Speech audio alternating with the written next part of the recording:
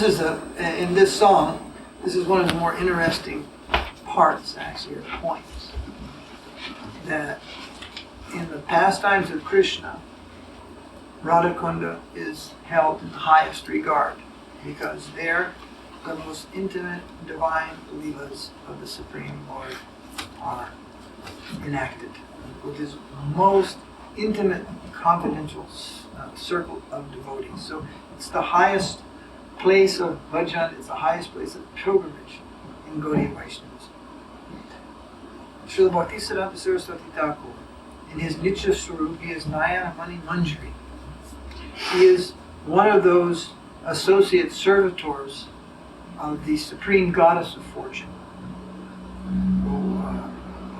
known as Manjaris, who are led by Sri Rupa and Sri Lalita Devi.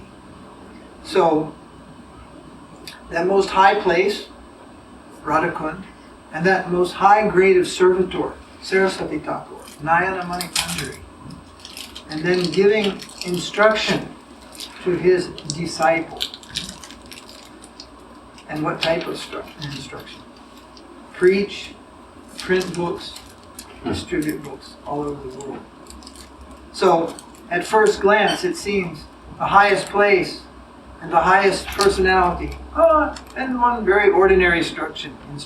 You print some books, you do some preaching, and distribute them all over the world.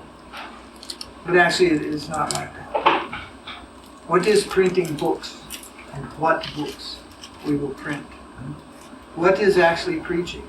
What we will actually preach and distribute all over the world. These are not ordinary things. These are the most exalted truths knowable to the human being. Śrīmad Bhāgavatam. So he took it later on that Bhagavatam would be his life's work. That he would translate, and he would print, and he would distribute Bhagavatam all over the world. Then that came down one more level. You distribute the books. Distribute my books. Again, people take that. Oh, just really ordinary things. Because actually, even the most neophyte devotee, he can distribute books. So, an ordinary thing. But actually, he never took it as an ordinary thing.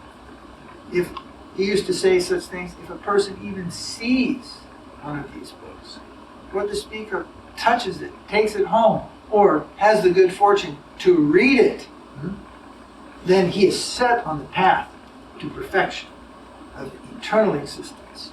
So valuable are these literatures, not ordinary. So, and how that is coming in Radharāṇi's personal place, Radhakunda. Her place, her servant, and her book also. Bhagavatam is ultimately taken to be a scripture which sets out from the very first verse, the very last verse, to glorify Śrīmati Radhārānī, actually. Although generally we say to the world, it is a book about Bhagavan, about Krishna.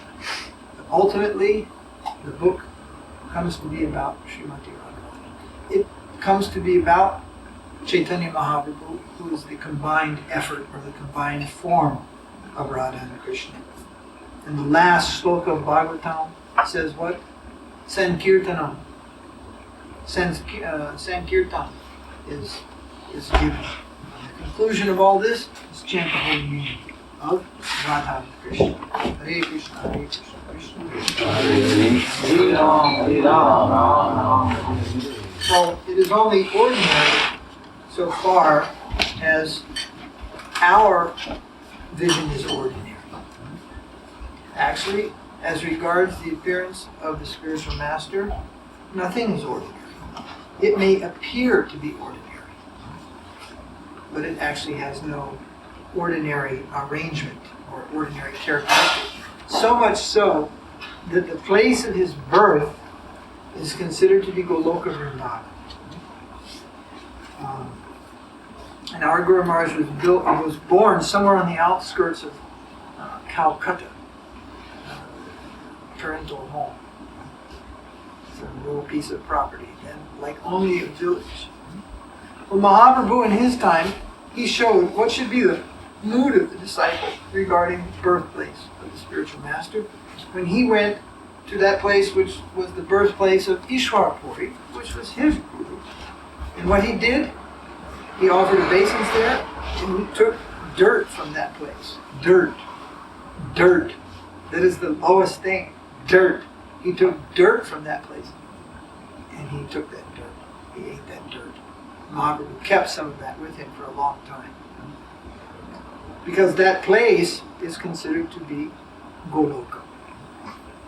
And like that, we should give respect to that place as a holy place. Devotees should try to visit. Your Guru Maharaj was born in which place? Kalma? He was born in Kalma. He was born in Bangladesh.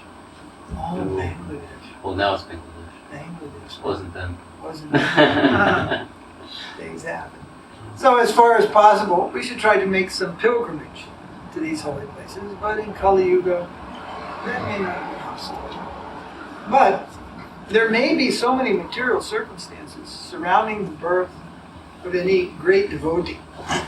But we should not be fooled by those circumstances and think, well, yes, he's an ordinary living being. He's ordinary, just like me, just like all others, born according to his sinful activities. Then we don't have the proper vision. So that place also is considered to be holy in relation to his birth. So I don't know if you know properly, but we are told here in this song that directly on the order of Śrīmati Radhārānī, Prabhupada came here to this world.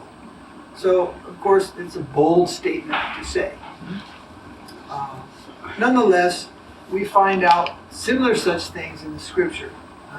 For example, Gorgon, no.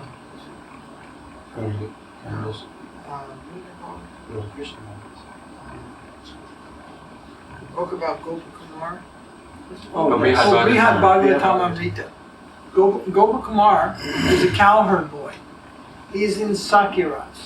He's one of the friendly associates of Krishna in Goloka Vrindavan. One day Radharāṇi called him and told him, there's one Brahmin in Braj. He's just about to attain emancipation. Only he's lacking in spontaneity for the name, the holy name. I want you to go there and give him spontaneous attachment for the holy name by your divine association. On that very moment, then Gopakumar descended to the world to meet this Brahmin who would come up through the ranks in the world, and he was just on the verge of obtaining his eternal salvation. So that time when I read that, I had some inspiration. It may not be so accurate to the T, but our faith tells us from somewhere our Guru Maharaj came who was not of this world. And he came under divine orders. So either Krishna sent him or Radharāṇi sent him. Our faith is he was sent here to enact a certain duty, to carry out a certain desire or wish. So, if we have any such thought like that, then there must be something to rise in support of that. Well, the next thing we find out is from the time he was a small child, his father, Gormohan, he used to invite sadhus to the house, all types of sadhus, hukam sadhus who smoke the pipe, pakka sadhus, tyagi sadhus, all kind of sadhus. He didn't discriminate to go so deeply and to see how elevated each sadhu was. He considered none of them are men of this world. They have all taken to the holy life in varying degrees. So they are all respectable in varying degrees. And they all have some capacity more than the ordinary person in varying degrees. So he would invite them all, and everyone who came, he asked that they bless his son, that his son would grow up to become a devotee of Radharāṇi and spread her glories all over the world. Now, how many men in Calcutta do you think were asking that type of blessing from the sadhus for their son. So that came to reinforce that thinking. Then, another thing we heard, what his father liked him to learn? He liked him to learn mridanga. Do you know that playing mridanga is a gopi art? It is not a man's art. It is a gopi art. The gopis, expert at playing mridanga. So he wanted his son to be a very good mridanga player. And later on, Prabhupada, he told my father Gaur Mohan that he was a pure devotee of Krishna. So, but if you examine his life, it's hard to figure out how he's a pure devotee of Krishna. It's very hard to figure that out. How he is a pure devotee of Krishna. He was a businessman throughout. He never took sannyas. He had so many worldly things. In fact, we don't even know who his guru was, or if he had one. But yet, Prabhupada told my father, Gaur Mohan Day, was a pure devotee of Krishna. The next thing he did when he was a child, his father gave him Radha Krishna Vigraha to worship as his so-called childhood play. He later arranged for him to hold the, the neighborhood Ratha Yatra festival every year. And when he was older and the talk came that he will go to England to become a barrister, that means the lawyer, then Prabhupada's father put his foot down. No, my son will not go to become a militia. He will stay in India. I will not send him to be converted by the militias. So it would be very hard to ascertain how Prabhupada's father is a pure devotee. Then we come to this point, that thing which is the highest conception of theism was the day-to-day desire of Prabhupada's father in relation to his son. And what is that? The highest achievement in theism is called Radha-Dasya, to attain the status of the service of Śrīmati Radhārānī. From day one, this was the household desire of Gaur Mohan Day for his son. That he will come to such an exalted status in life. So it is our thinking that through this major thing, because later as an adult, what he found in Śrīla Bhaktisiddhanta Sarasvatī Ṭhākura, what he found in Gaudiya, after he entered into Gaudiya Mutt, became a disciple of Sarasvatī Ṭhākura and learned all things there according to the standard of Sarasvatī Ṭhākura's movement. There may be many people in the Western world who chant Hare Krishna who don't know about the supreme position of Radharāṇi, who do not know the contribution of Raghunath Das Goswami, and who do not know what the zenith of theism is. There is not a single person in the Gaudiya Mutt who doesn't know this. Everybody knows what is the highest aspiration in Gaudiism, particularly all those who are the disciples of Śrīla Bhaktisiddhanta. So it is our thinking then later in his adult life, he saw so many things were arranged. And he wrote, those things which were given in my childhood play. He was a child, Mridanga, deity, and bless him that he will be the servant of Radharāṇi. Then he told, all these things were solidified by my divine master, Śrīla Ṭhākura, in my adult life, in his mature life. So, a liberated soul never thinks of himself as a liberated soul. He always thinks of him as a conditioned soul, of himself as a conditioned soul. He never thinks of himself as a liberated soul. But we're just in the opposite position. We should not think of them as conditioned souls. We should think of them as always liberated souls. And actually, whether you say they became liberated or they were born liberated, it doesn't matter. It's a coin spinning so fast that you can't see one side from the other.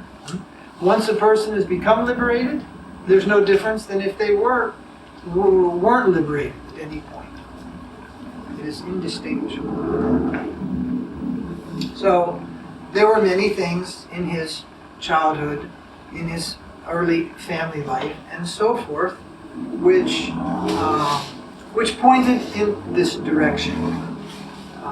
Then later in his adult life, Vrindavan is a great big place. There's a lot of land in Vrindavan. There's a lot of places. Have you ever tried to get one of those places? How much difficulty is there in front of you? And all is not the same. There are gradations of the intensity of the Braj. There's the outer circle, so-called Davanala-kuṇḍa. Krishna devoured forest fire, killed a few demons, saved the cowherd boys. Then there's Sevakunj, there's Maṅgali, there's Imlitala, there's Rādhā-Dāmodara, Radha-Gokulananda, the place where Radhārāṇi manifested. So within that very intense arena of Krishna's Leela, some places are most intense. Where is the most intense place? The most intense place is Radha-Dāmodara. Inside the parikram of Vrindavan, Radha-Dāmodara is that place. Do you know why it is that place? Because that is the place where Krishna fell on the feet of Radharāṇi and begged for the dust of earth. Radha-Dāmodara. That place where Jiva established his preaching, that is the place where Krishna was captured and bound by the love of Radharāṇi. That type of Damodar. Far away in Gokula, way over on the other side of Mathura. But at this place, at the place of Radha-Dāmodara, that is where Radharāṇi was victorious over Krishna. That supreme goal of life Krishna himself showed at Radha-Dāmodara. That became the place of Sri Jiva. That is the place of Rupa Goswami's Samadhi. Kaviraj Goswami's Samadhi, who wrote the Chaitanya Charitamrita, which is the essential life history of Rasaraj Mahabhav. When these two combine as one, his Samadhi is there. And Jiva Goswami, our Tattvacharya, who protected the whole of the Gaudiya conception with his prolific writing and his preaching and his personal character. And our Guru Maharaj, A.C. Bhaktivedanta Swami Prabhupada, his place of bhajan is just behind the Samadhi of Goswami. It is not by any mundane wrangling that one will get a place of bhajan in such a high place, unless his bhajan has got such high connection or sanction in some way. Of course, you can just say, pay some money and buy a place, but go and try to do it and see what will happen to you. It's not so easy just to pay money and buy. Thousands of problems will come in your wake. And it's one thing, isn't it, to purchase some land or something. It's another thing to live there and do bhajan, you see. So not only did he purchase the rooms for something like 2,500 rupees for life, he stayed there and he did bhajan. And he used to sit here and he would look out this window, the stone jolly, what do they call it, the jolly work, and just 20 feet beyond that, there was a samadhi of Rupa Goswami. From there, and seeing the samadhi of Rupa Goswami, he prepared his purports. Sometimes people, they have criticized that his purports are ABC. They are ABC. And we're very proud to say, yes, they are ABC. Without ABC, you never come to XYZ. Without the beginning. That is his great mercy. That through his preaching work, through his writing, he opened the door to the whole of the world to come to Vrindavan. From every country in the world, practically speaking. From the ice lands of and the tundra of Russia to southern plains of Argentina, to dinky little islands in the Pacific. Even they come. You saw that, man? Vrindavan, big hook, big lip, big thing on the neck, full-fledged, African from the tribes, come to Vrindavan, chanting Hare Krishna. Who opened that door? So that is his kindness, that is his mercy.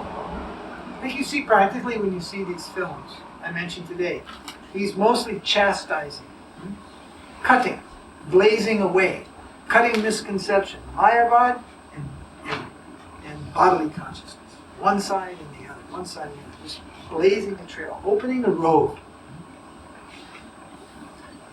Simply to come and speak about the most lofty and esoteric topics would not have blazed that road.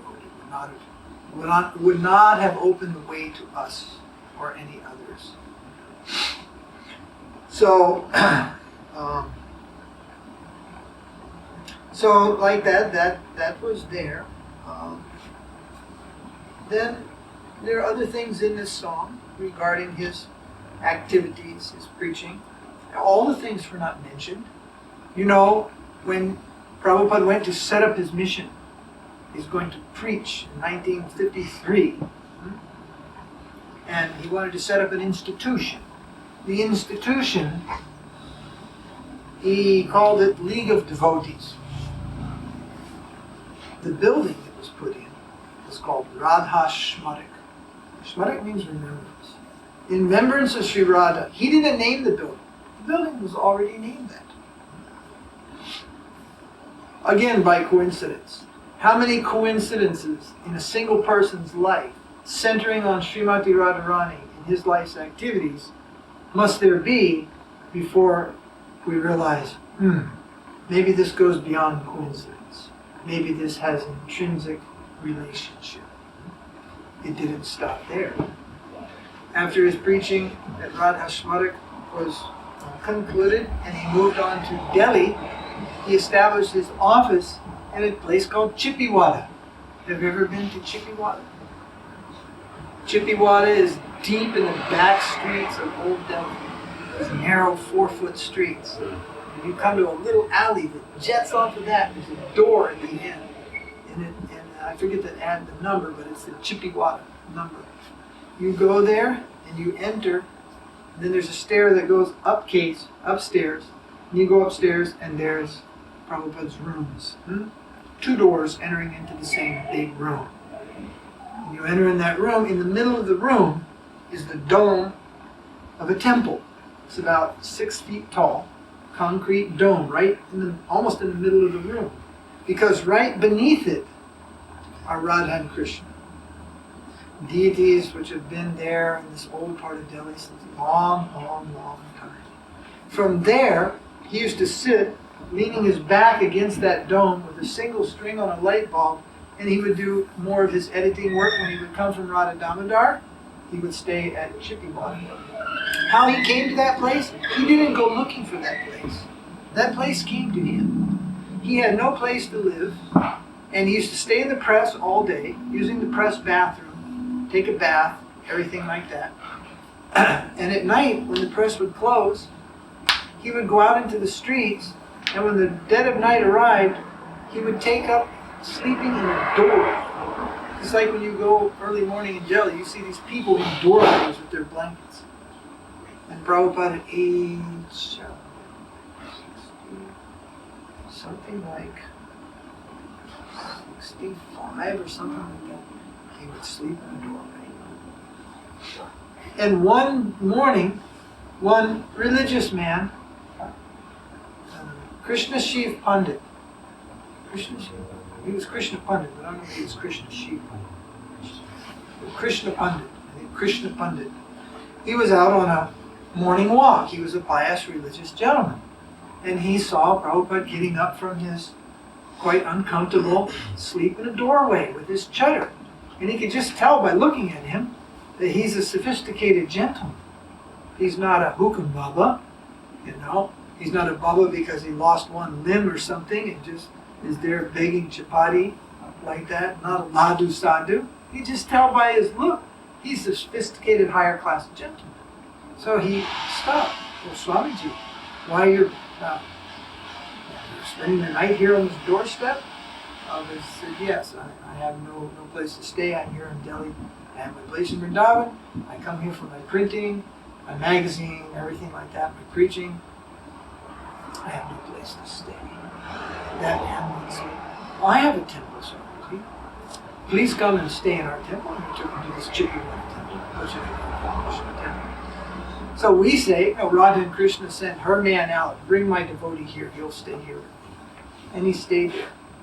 And But even there, life was very difficult. One string, one bulb, no furniture.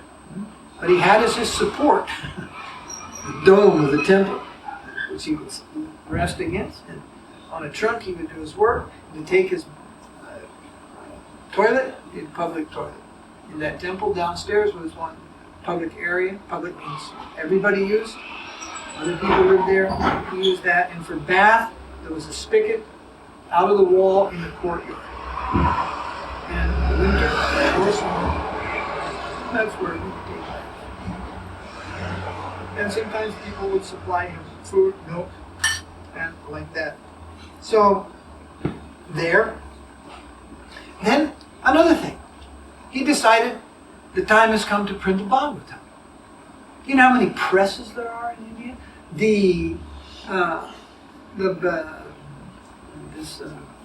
Back to Godhead magazine was printed on a press from a company called OK Press. So that's okay. There was nothing so special about this, except for all the things that evolved around that were quite exceptional. The man who owned that press, the interaction with him and his family, quite amazing. But finally, when the time came to print the Bhagavatam, that press was not sufficient. So that man suggested, oh, I know a gentleman, you can see him, and he has a press. That will be good for printing the Bhagavatam. Probably wants to print 3 volumes.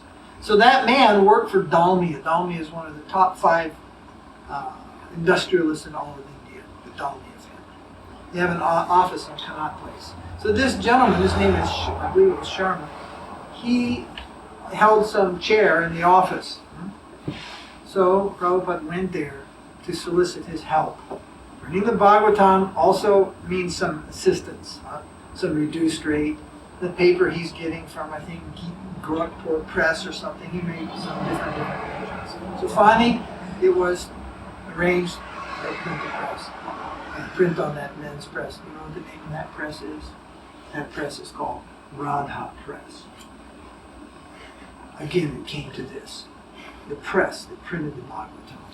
Radha Press. I went there to that press. It's across the river in old Jamuna Nagar, it's called. Now it's quite built up like the rest of Delhi. But in those days when I went there, it was quite small still. And I went into the press. And you've been on press in India. It's just a massacre of uncleanliness. This ink and paper stuffed in the corner. You can barely wind your way through. I went into this room. It was an immaculately clean room with this pristine, like turn-of-the-century press, or from the 1920s, sitting in the room. Everything squeaky clean in that room. Clean, no waste, no anything. It's a hand-set press with the big boom, like this or whatever. And Sanskrit slokas all around the wall. Devanagari Sanskrit. And at the time I went there, one man, the owner of that press, he produced one case of the second volume of the Bhagavatam, which Prabhupada left behind. And he gave that to us, that case. Really? Yeah, it was just a case. Myself and Bhagavata Shrine. So I kept on and distributed the rest of it. So, but as I looked around, I was looking at all the Devanagari. I used to know some Devanagari, some Bhagavad Gita slokas and all. I looked around, all of a sudden there's one sloka in just English. Clear English. Trinadapi, Sanichena, Torodapi, Savisvana, Amanadena, Kirtaniya Sadahari. Oh, this is Mahaprabhu's Shikshastak. So then I said, Sharmanji, all Devanagari slokas here. Yes, Puranas, Upanishads, Bhagavat, all holy scriptures are there. And I said, but this one is in English. He said, oh yes, that one, that's your Prabhupada. He put that one there. And he insisted it be in English. So I thought, that's so nice. So the Radha Press printed the Radha Bhagavat. So many things were shown like this. So these things inspired. Then, we don't have time to sing all, discuss it all, but then in the last days of Prabhupada's life, do you know that the Kārttika festival in our movement was negligible? Practically, there was a mound of halava on Govardhan Puja Day in the temples all over the world. And other than that, probably most devotees didn't even know because of the Sankirtan movement going on so strong all over the world. And the devotees used to come to Mayapur only once a year. Mayapur Vrindavan Festival. And that used to be a 2-month festival. 2 months. Not 4 weeks. 2 months. We would start 1 month before Guru Purnima. We would stay in Mayapur another 10 days after Guru Purnima. And now everybody vanishes the next day after Guru Purnima. Everybody's gone. 10 days we would stay. Then we would go to Delhi, 3 days or 4 days in Delhi. Then we would go to Vrindavan for another 3 weeks, almost a month. Like that. It would become a 2-month festival. So, what was I saying? Kārttika. Oh, so but Kārttika now, what are the 2 biggest festivals for the Western devotees? Not considering what is Gaudiya Math is already ingrained and they know what they're doing. But the West is a new thing in common. There was Guru Purnima and there was Sankirtan the rest of the year. Guru Purnima, Sankirtan the rest of the year. Our motto was 2 months in Mayapur, in Vrindavan, 10 months preaching. That became the prominent mood by 74, 75. 75. 76 was very, very strong. Kārttika, some devotees didn't even know, heard of Kārttika. What to speak of observing it. Then, in 1977, Prabhupada showed his pastimes of disappearing from this world, and that culminated on the 14th of November, which was in the month of Kārttika, just after the worship of Govardhan Hill. And from that, you go in Kārttika now and see how many foreigners are there. Be they at your Guru Maharaj's mutt, be they at Śrīla Mahārāja's mutt, be they at our mutt, be they at Parmadredi Maharaj's mutt, be they at ISKCON. There's sometimes upwards of 1,000 devotees there. And they are all initially there from the very beginning in relation to his disappearance from the world. And you know what Kārttika is? It is the month of Radhā. It is that month of the year. It is generally the month of Damodar. But after crossing that plane, we are shown actually it is the month of Radhārāṇi. The month that follows is the month of Krishna. The month of Radhā. So again, in that month, he concluded his pastimes in the world of Sankirtan, and in one grand gesture, he brought the whole world to Vrindavan. All these things are done in these transcendental movements. So we're happy to say that Krishna is not stingy. He does not just send one representative to the world. As fondly as we like to speak about Śrīla Prabhupāda, we can speak about other disciples of Sarasvatī Ṭhākura also, each showing us some miraculous character of the pure Vaishnava, some great degree of sacrifice, some great degree of compassion, so many things they are showing. And we like to, as we see these various things, we are then just left with this thought that what we have found in all of them in our group means what we find in our Guru Maharaj, what we found in Śrīla Maharaj, what we find in Śrīla Puri Maharaj. That's mainly our group. All of that existed in him, in one. And they have shown us different profound aspects of Śrīla Ṭhākura. As both Tirtha Maharaj said when he was here. These 2 gopis, they came. They are such a high grade of servitor, and their servitors are similarly of the high grade of servitor.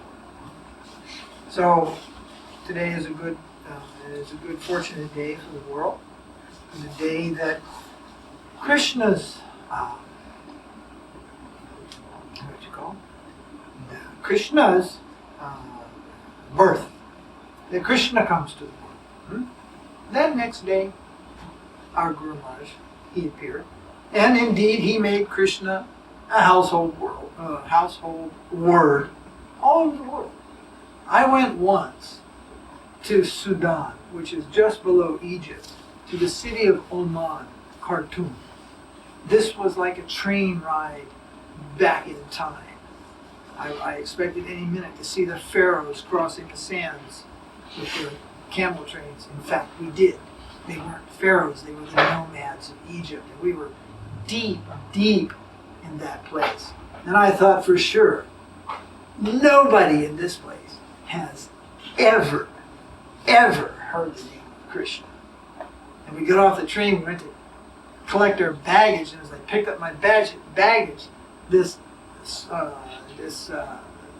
African turned around and looked at us and went, Hare Krishna. And we were greeted by the holy name. Oh, he had been somewhere in Europe, England, Oxford Street. He had seen the devotees. He was back in his country. The holy name had reached there before any devotee, any Vaishnava had reached there. So it is not an exaggeration when someone says he made the Hare Krishna mantra, the name of Krishna, known all over the world. So much so that Krishna, Krishna, Krishna, many of his disciples, they were themselves a little negligent about Śrīmati Radhārānī. Krishna, Krishna, Krishna is preached so much, a little negligent about Śrīmati Radhārānī. But when Śrīla Goswami Maharaj, when the sound of his preaching came to the ear, then from that, like, just not in the back, or however you want to describe it, but her importance rose up to the front. Generally, Radha Krishna deities, if you go on the side and look, on the side of Radharāṇi, Radharāṇi stands one shoulder's width behind Krishna. She doesn't stand equal to Krishna or in front of him. She stands just a little behind, because that is the appropriate place of the feminine counterpart, according to Indian culture. So the deities are set like that. But in terms of conception, she came full-fledged to the front. So we tell like this, that our Guru Maharaj, he presented Krishna, and he is Baladev Tattva. He's Nityananda Shakti. And that was confirmed by a number of experts who were his godbrothers also. He's Nityananda Shakti, and he presented Krishna so profoundly everywhere in the world. And you see, day after his birthday, the day after Krishna's appearance. You follow that? And Sridhar Maharaj, he brought Śrīmati Radhārānī so much to our forefront. His birthday, day after the appearance of Radhakunda. The appearance of Radhakunda. That place, which is non-different than Śrīmati Radhārānī. And his Vyasa Puja day is the next day, day after. And he brought that conception. And therefore, he is glorified as Gaur Tattva. Gaur Tattva or Gaur Shakti, not Tattva. Gaur Shakti. Like this. So, Mahaprabhu's associates, they generally come in one of these two categories. Nityananda Shakti or Gaur Shakti. And they then execute their service, carry out their service accordingly. Om Nishmapad Paramhansa Paripradha Vichārta Ashitosh Śrīmad A.C. Bhakti Swami Prabhupāda ki jai.